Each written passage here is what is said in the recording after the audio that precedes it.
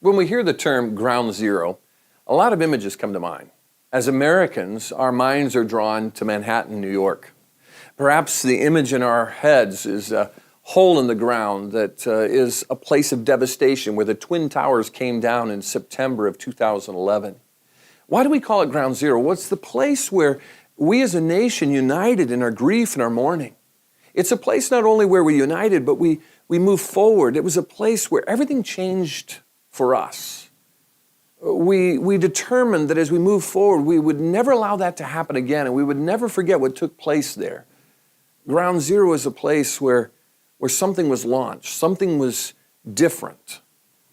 In terms of our lives as human beings and throughout all of human history, there is a major ground zero. In terms of our relationship with God, that ground zero is a little town in Palestine, in Israel, called Bethlehem. A little forgotten place, a historic place that's mentioned throughout the Old Testament. It's a town that has no major significance except for that it was the birthplace of one of Israel's greatest kings, David. But when you think about that town of Bethlehem, it truly was ground zero in terms of God's redemptive plan.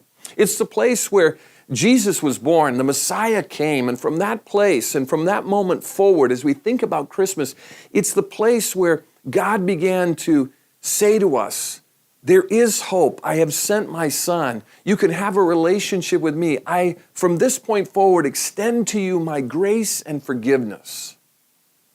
As you move toward Christmas, I encourage you to reflect back to those moments when Mary and Joseph held that little baby at ground zero.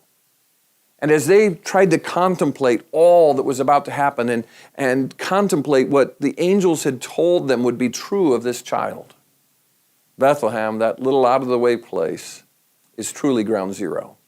And as you reflect this Christmas, can I encourage you, even today as your heart prepares to celebrate the birth of the Messiah, to realize that this was a game changer. Nothing would be the same. And that this disruption of human history offers you the disruption of salvation in Jesus Christ.